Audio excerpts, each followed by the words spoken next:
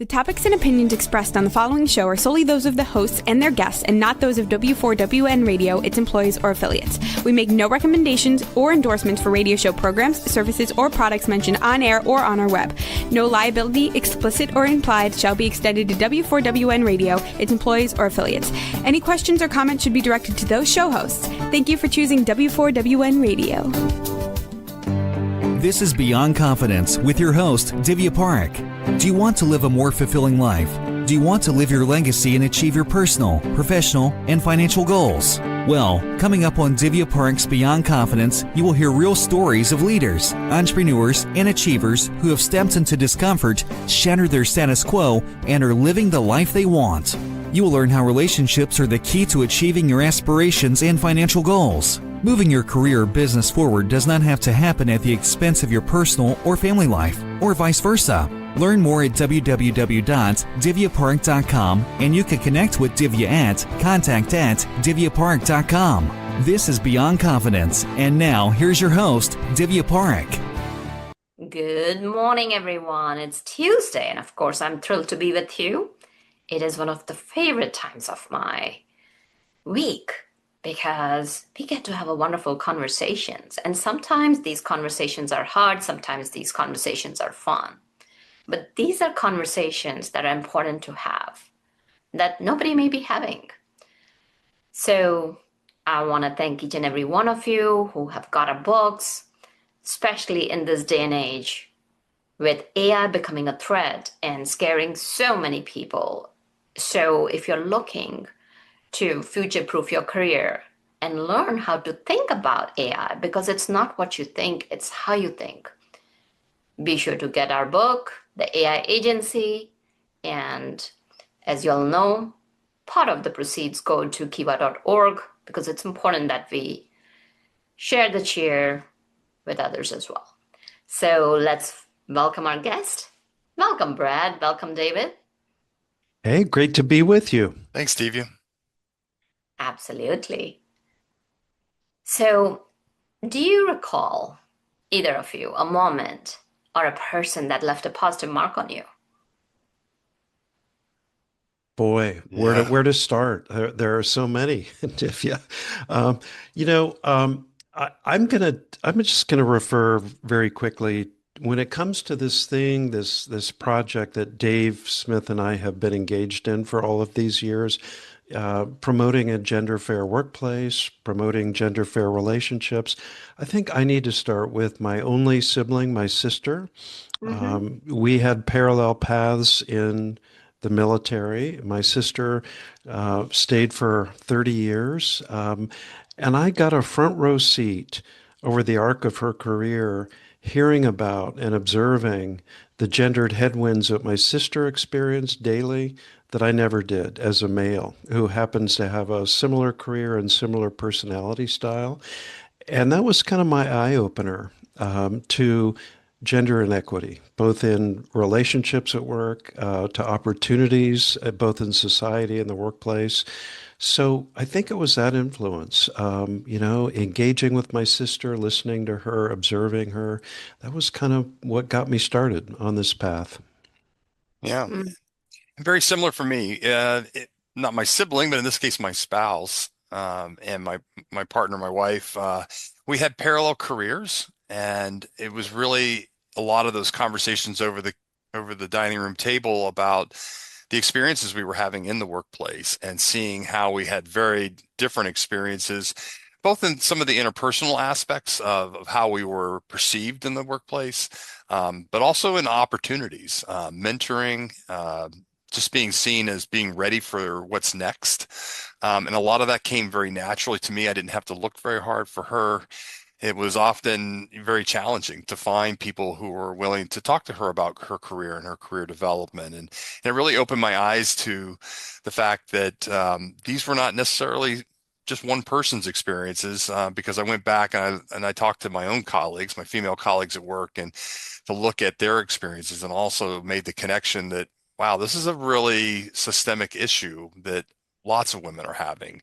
And it does tend to be more rampant in more majority male professions and occupations out there, but it's not it's not peculiar to them, right? We see that in lots of them out there. And that was the one that got me curious and thinking more about this and about how we could all be engaged in doing the work to really help to solve for some of the gender inequities we see today in the workplace. Absolutely. Brett, thank you for your services. And it's important that we recognize what's going on. And a lot of things have changed as we look at the numbers. What was not true a few decades back is true now. We are seeing a lot more women CEOs, more women in the workforce, and yet there is that gap. And it's important to bridge that gap. So, David, what was your career like, and how did you decide to shift from your career into this project?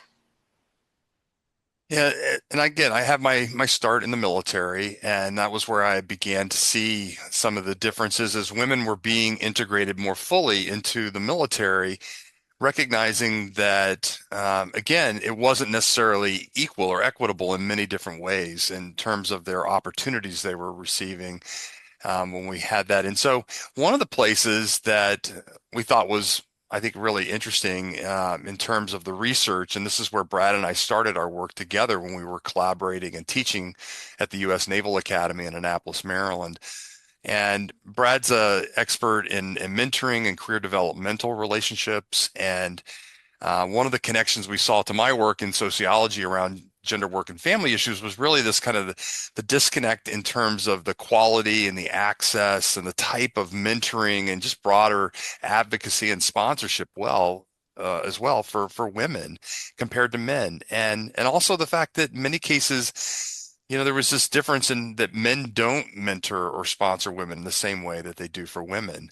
And when they do, they often don't do it in the same quality and doing it in a very loud, full-throated way that of really speaking up for her, especially when she's not in the room, in the same way that they do for other men. And it really piqued our curiosity to understand more about how maybe it's some of these career developmental opportunities that were the root and the source of some of this. So that's where we started in doing our research and moving toward this idea around how do we engage men in becoming part of the solution around creating gender equity in the workplace. Because, often when we looked at organizations and leaders, and we see these inequities, like, again, women not getting the same kind or the same access to mentoring as men, they often looked at that and said, well, we'll create a women's mentoring program, which is great, right? Because it gives a focus on women.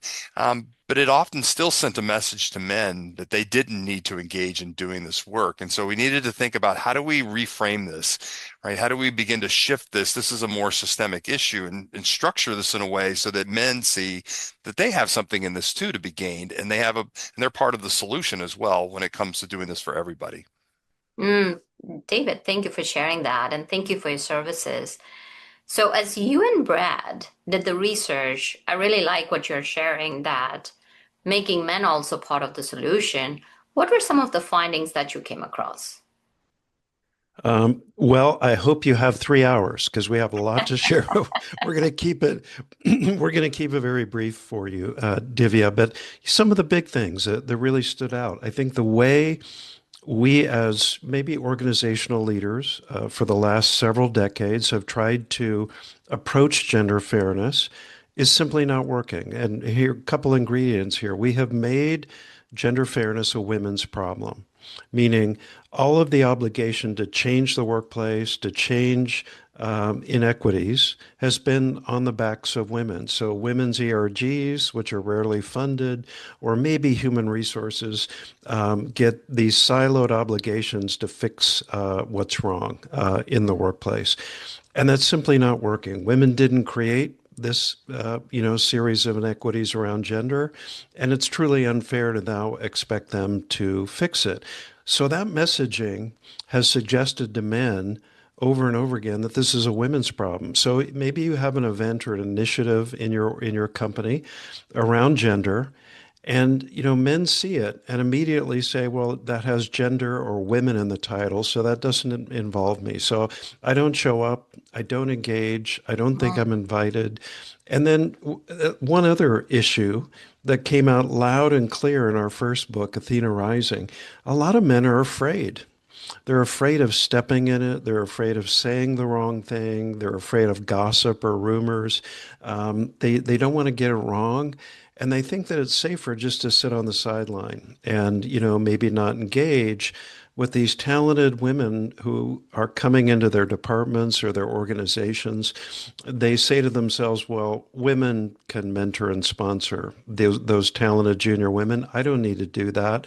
And by the way, I'm anxious about doing that. So I think we have not given men the opportunity to see what's in it for them when they really lean in to collaborative relationships with women, when they contribute to gender fairness, when they loudly sponsor women at work. There's a lot in this for us, and we can tell you more about that. But men benefit when they really engage in a gender fair workplace. Mm. And those are some of the keywords. What's in it for them? What's in it for me? Especially in this day and age. Yeah. So would love to hear your thoughts as to how can men benefit? Because when they are also benefiting, then it becomes a win-win situation rather than creating that gap that, oh, this is not my problem. Yeah. Yeah, maybe we could start with the area around caregiving, because this is one of those around traditional gender roles that is one of the challenges that men and women both face in the workplace. And so as we think about benefiting and the opportunity to make the workplace more fair and to facilitate, getting what I want and what she wants at the same time, I think this is a place where we can all win when it comes to that, including the organization, including the workplace, the employer. And so again, these notions that women are somehow the innate caregivers and the default caregivers in any relationship, really hinders women's ability to move forward in their careers, move forward as leaders, seek opportunities, when there's perceptions by men and other people in their organization that somehow they're a risk, or they're not as committed to the work, or they're going to leave at some point, or they're just not able to commit to the same quality and level of the work as men are.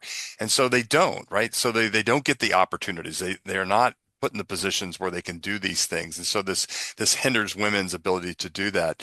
The flip side of that coin is that there's an assumption, right, from a gender roles perspective around traditional gender roles, that men are somehow not innate caregivers, or not good at caregiving, or the stereotypes that go with that around these bumbling men who can't seem to find their way around how to take care of others, whether they're small children or somebody older in their family, maybe.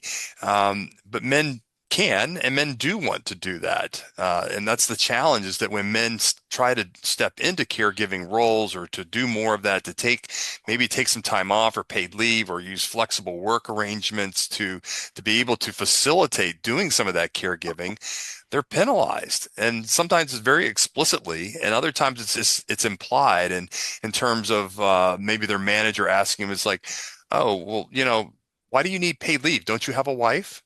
And it's like, whoa, really?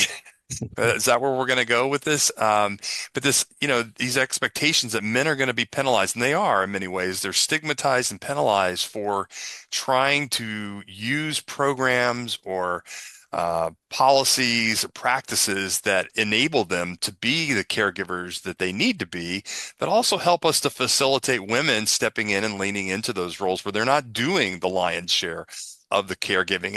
And we haven't even gotten to the domestic labor and the mental load that goes with all of that as well. Yeah, and two other benefits, Divya, that, you mentioned the WIFM, what's in it for men, two other things. Lots of research now showing that when men lean into caregiving at home and share it equitably, they have healthier brains.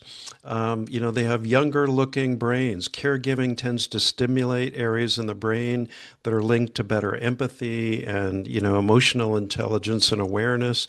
They feel better. They enjoy deeper relationships with their children. And then second, we're looking at research on men who are getting promoted to C-suite jobs across corporate America in the last decade or so. It turns out men who show up with this spirit of collaboration and inclusion and humility and curiosity, all the things that lead to really gender fair leadership, those are the men who are getting promoted today. I think companies and organizations are finally recognizing that's who we want in leadership. And so if you want to know what's in it for men, there's a lot of career opportunity in addition to all the interpersonal benefits. Absolutely. And companies are stepping up because as I coach so many different gentlemen from across different span of cross section of different industries, a lot of companies are providing equal paternity leaves for men as well as for women. So that's another way that they can kind of step in to bridge the gap.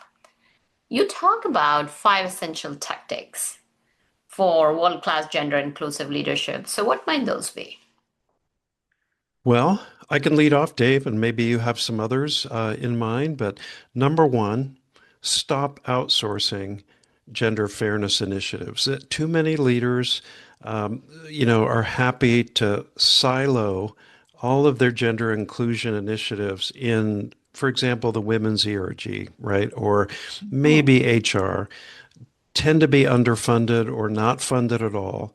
And it puts all the obligation on the disadvantaged group, in this case, women, to affect change in the company. That's not working.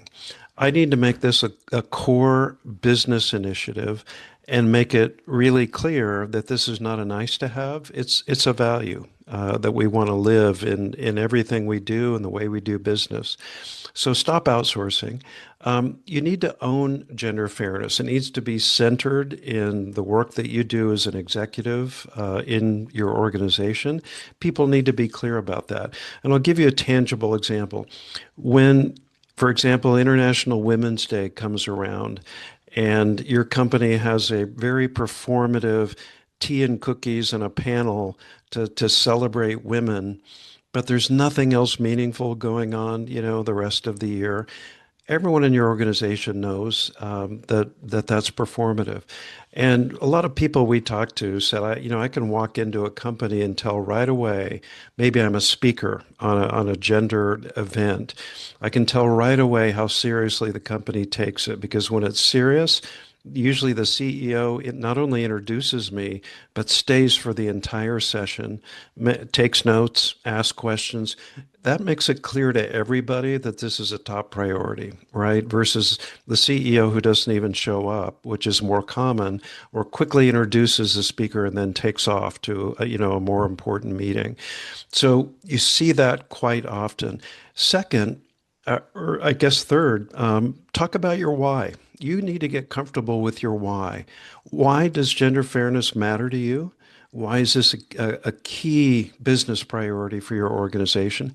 And talk about your personal why. Who are the women in your lives that matter to you and that you care about and that you don't want to face inequities? Tell your story. It needs to be compelling on a personal level, and then pivot and go from your personal why to why does this matter for our organization? Dave, any others I missed? Yeah, one I'd like to highlight is really around how we from a cultural perspective, and there's certainly a shift here in how we value, for example, care work.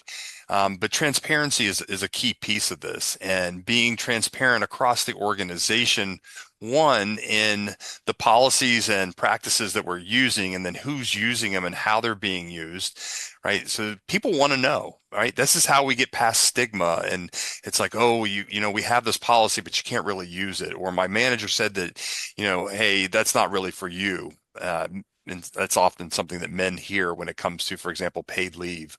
Out there. So having transparency is really good. One of the ways that we see leaders really embody that and lead, in a very forward-leaning way with it is how they role model and use some of these programs, right? So yeah, maybe you're at that point in your career where I don't necessarily need remote work or flex work arrangements, but it really means a lot when I'm not 100% in the office and I'm using those on an occasional basis when it makes sense, right? To demonstrate that, hey, this isn't just for certain people. This is for all of us, right? And here's what it looks like when I use it. So I can role model what it looks like to use flex work arrangements or remote work or hybrid work in some case.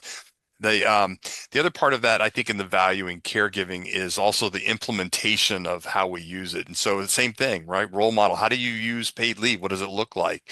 How do we value that in terms of training managers who are implementing these policies, down there on the front lines? How do we train them and educate them on the implementation of these policies? What's it look like when I find out that I have an employee who's going to go on paid leave?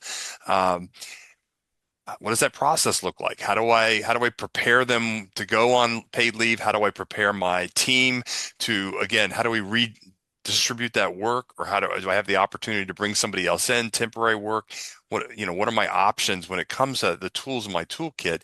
And then how do I support that worker when they're on paid leave? And again, without being an intrusive on their time off, but at the same time recognizing that, hey, we want to stay connected while you're gone, and that means, because I'm looking forward to you coming back and talk about the transition back, which can often be the hardest part for women and men. When you've been away from work for whether it's 6 weeks, 12 weeks, 6 months at a time, it's hard to come back especially when you've been in some sort of a full caregiving mode in that way. And so talk about the transition. What does it look like? What are we going to do? What would work best for you? And then what would work best for the team? And how do we make those meet in the middle? And then I think the other part is understanding that we all need different aspects around, for example, childcare or eldercare benefits, and then beginning to understand and talk about that in a way that we can understand and make sure that those benefits are available and accessible to the people that need them in a way that, again, they can afford, because often caregiving is very expensive. And we have a lot of, childcare today in many places, as most parents out there can tell you, is just one of those where it's like they're making very hard decisions about the economics in their family, around who's doing what kind of work and how much of that work, because of just the cost around caregiving. And childcare is just one piece of it. Elder care is another component of that. And in many cases, we have that sandwich generation of us who are, we still have kids at home that are less than 18, and we have parents who are over 65, and we're doing caregiving for on both ends. And so how do we work with them to keep that talent in the workforce and help them to stay at that high level, at the same time meet those caregiving needs that they need to do? Absolutely. These are some great points. What really resonated with me, David, was that transition, helping, whether it's man or a woman, transition during that time. That listen, as you're heading out for caregiving, whether it is for parental leave or whether it is for elderly care, that you're secure. You're not going to get penalized, that you're out for 6 months. We will evaluate you based on your performance in 6 months. Because a lot of my clients have come back and said that because I was out, my ranking from a yearly performance review went down. So come annual PR, which is performance review, I don't know if I want to take full leave. And so many times they end up taking only half a leave, or sometimes what they'll do is they'll take 2 months here, then 2 months there. And when they're doing that, it disrupts the team a lot. And then you also start seeing resentment on the team's part. So that part is very crucial, because now men in the leadership roles are role modeling, training people, their reports, how to implement it when they get in that position. Yeah. So what other techniques you have seen that have worked for organizations to normalize and remove the stigmatization around caregiving?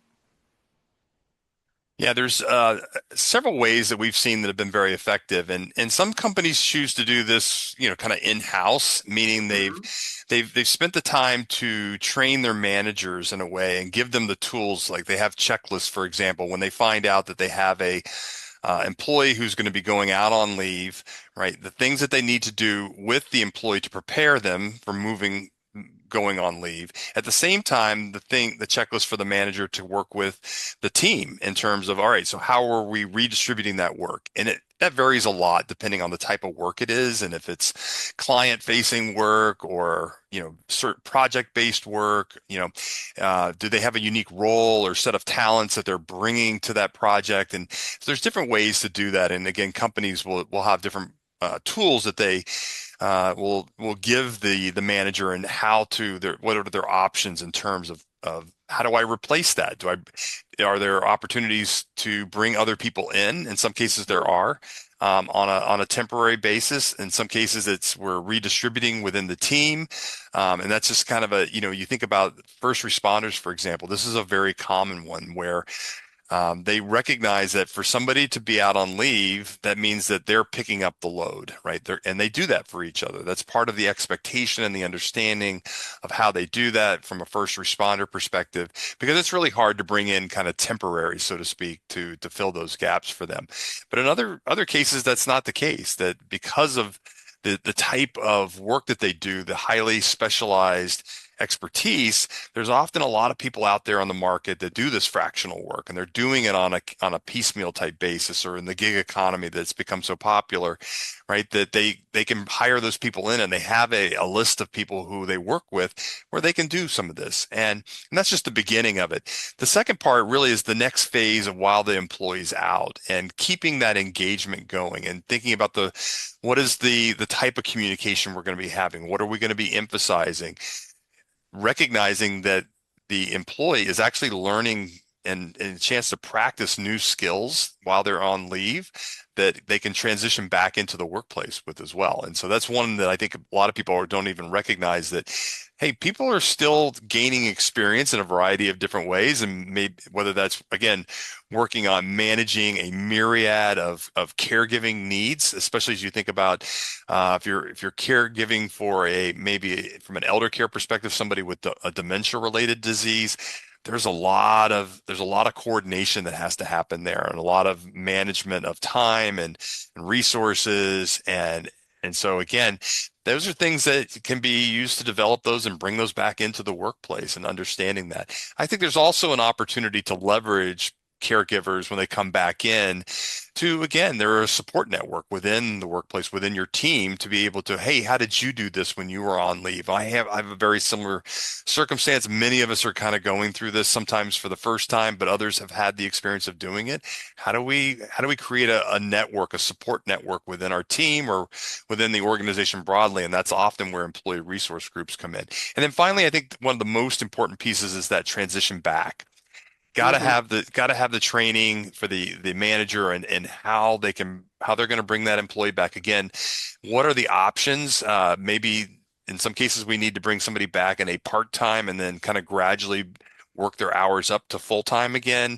Other cases, they can bring them back in a full-time status, but because it's client-facing, they've got to work them back into teams or working with clients in these different programs. Sometimes employers will work with consultants and third party, right? So outside the organization to do some of this, to facilitate some of that for them. And they're doing the coaching at the same time. They're helping to manage this within their teams across the organization so they can build some of those skill sets internally in the organization as well. Mm-hmm. So these are some very crucial points to keep in mind. So as we are talking about, let's say some of the organizations have implemented some of that, but what are some questions they can ask before they start measuring progress towards a gender fair workplace? Boy, so many questions. And, part of it, could be around caregiving. So if we're talking about that, how about starting with a caregiving census? A lot of organizations have no idea who among their employees have caregiving obligations. And it can be a sticky situation because the employer is afraid to ask who has caregiving. They don't want to violate privacy, and they're concerned maybe about legal ramifications. Employees also are reluctant to respond, right? Because they don't trust the organization yet. What are you going to do with this information? Will I be stigmatized if I self-identify as a caregiver? So I've got to start with some cultural change and building trust, make this normative. So how about just starting with a census to find out? Related to that, if we're talking about gender fairness more broadly, Divya, how about conducting listening sessions with women? We got to interview one person who said a Herculean major leadership mistake here is to assume that women are doing fine in your organization. Just because you're not hearing complaints or you're not receiving data, probably because you're not asking for it, about how women are experiencing the workplace, don't assume they're doing okay. Conduct anonymous surveys. Have listening sessions. Have listening sessions with women across the organization at different levels, and ask them how they're doing. You can have a third party person do this. You can have somebody else do it. Start going to the women's ERG meetings and listen to women about how they're experiencing your workplace. It's going to be an epiphany for you when you start, once they trust you, they're going to share with you where you have work to do, what's not going well. And then how about just looking at bottom line factors if you want to start some gender fairness process?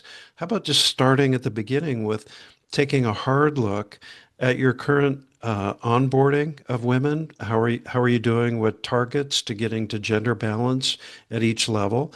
How are you doing with retention? How are you doing with advancement? If you don't have a baseline for those numbers, it's going to be very hard to assess how you're making progress.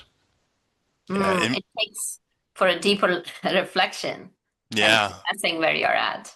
Yeah. David, you're sharing something. Yeah, I think there's some intersections within that are really important, and making sure that we're kind of, as Brad's giving you these questions, that we don't stop there, right? There's another level of question of disaggregating the data a little bit. And so understanding where, as we think about retention, so retention figures can get masked in a lot of different ways, right? As we aggregate the data. And so can we look at that for different groups of people? So for example, if we're looking at from a gender perspective, that's great. But within women, for example, can we look at how maybe the differences are there for women of color, right? Can we look at regions? So if you have again, lots of global companies today, can we look at different regions, and is it working differently in one region versus another? And if there's one region that stands out as being really great, why is that? What can we learn from that region? Same thing from a functionality perspective, looking at different elements of the business that you run. Are women doing great in one place and men are doing great in another? And why are there differences as we look at kind of the functionality component of that? And do we have great equity when it comes to maybe around marketing and communications or HR or legal. But when I go over to sales or operations, engineering, R&D, suddenly I'm seeing these huge deficits where it's like, where are all the women? Why aren't there as many women over here as there are over there? And so then beginning to ask those deeper questions about that, and understanding what you're trying to achieve. And I think that at the end of the day, when leaders really ask the hard questions and dig deep in there, then they'll begin to start to parse out some of the either places where they need more information, or two, they'll start to learn some of the practices that maybe are causing that, or that are holding them back from achieving what they're really trying to do. And that's such a relevant point, because so many times what happens is that you do surveys and you get that data. It can mask a lot of underlying problems. But as you are recommending, where you segment the data, where you parse it out, you can pinpoint where things are working and where they're not working. And as you do it, even a deeper reflection, you can definitely put your finger on the pulse that, oh, it's working in this region or in this department, but it's not over here. So as we talk about, we have talked about culture, we have talked about how can we implement techniques. You all also talk about result-only work environment. Can you shed some light on that? Yeah, this is an interesting one. I think especially in, this has been around for a while now, talking about performance measures and looking at the focus on the product or the result, right? The outcome, as opposed to a lot of the other things that get measured when we think about, evaluations, right? As we think about all the different evaluation systems that we use out there, how often are they focused in on this results piece of it? And this is important, especially I think in this kind of post-COVID world, as we learned what remote work was all about. For those who didn't know what it was before COVID, they certainly do now. We've all experienced it. And also understanding what the flexibility around remote work provides. And so thinking about what flex work arrangements look like and where they add value for different employees and to the business overall. So I think that that's an important part of this in the results only work environment. So moving forward, when you have people who are working remotely, how do you measure their work performance differently or the same as you do if they're in person, right? Where I'm seeing them all the time in an in-person environment, I'm not seeing them all the time necessarily in a remote work environment. So what are the limitations in being able to assess performance on an individual basis or even a team basis as we go through that? And so this is where we've had to spend more time, I think, really leveraging some of the best practices out there in terms of how do we measure not just the number of hours worked in a day, which tells me maybe level of effort, maybe, I don't know. It could tell us that, but really it's not really telling me. What I really want to know is how productive were you as an employee? What did you contribute to the team? What did you contribute to the organization? How did you further our mission or our business operations in that 12 hours or whatever many hours you worked in that period of time? I don't know, right? And so if we're measuring things like number of hours worked, numbers of days worked, those things don't tell us the same thing as that. And there were lots of great examples. Maybe I'll let Brad share. He has a couple of favorite examples there around what it Yeah. means to, expect people to be in person, and not just in person, but be there for long hours. But there's really not a whole lot of productivity going on there if we're not measuring it properly. So here's a terrific example for you, Divya. We got to interview Bridget Schulte, and she said, "Hey, when I was at the Washington Post as a journalist, I had an editor who would come around the newsroom floor at before midnight, and he would later say, I know who all my good reporters are because they're here at 11 o'clock at night, right, working on stories." And her thought was, you should know who your good reporters are by the quality of their journalism and the quality of their stories. And she said most of those people sitting there at midnight on their computers were dudes with no caregiving obligations who were playing solitaire, right? They weren't being productive. So it's a terrible measure. And this is why the results only work environment can be so helpful. We had another interviewee say, when I tried to propose much more generous flex work policies, I had a couple of male managers push back and say, oh, I'm not letting her take flex work because I know she's just going to be doing laundry, right? and, and later that day, she finds these same two dudes, standing around the water cooler, spending a half hour talking about Monday Night Football. And she walked up to them and just said, you guys are doing laundry right now. You realize that, right? You're doing laundry. And it was such, I hope, an epiphany for those guys, to think about their biases related to flex work. So we have work to do in changing presenteeism narratives, right? We tend to assume that the most productive, effective employees are the ones we see all the time or are sitting in their office, and it's not correlated often with their actual contribution. Absolutely. And here's the thing, a lot of companies are recognizing that, and for that reason, they're providing their employees unlimited PTO. They can take as much time off as they want, and the focus is productivity. The focus is results. The focus is that timeliness. And that has gone long ways for a lot of different companies because employees can be present but mentally absent. So we have talked a lot about things. Where can people reach you? How can they find you? Share with us about your books. Yeah, certainly. So I think two big things. Go to our website, and that's workplaceallies.com. And you can find out about the work Dave and I have been doing and find out about the books we've written. And then also take a look at our forthcoming book, Fair Share, comes out June 30th. Coming out, I think I'm stressed out because it's coming fast, the end of this month. June 30th, Fair Share. This is kind of a deep dive into much of what we've been talking about today, Divya. How do we change the workplace, change the way we think about work, how work gets done, think about policies connected to caregiving so that we can invite men into their full power at home and then invite women into their full power in the workplace. We want to get to that kind of equal caregiving, equal work opportunity for both genders. So that's our new book. Yeah, and please reach out to us on social media, on LinkedIn.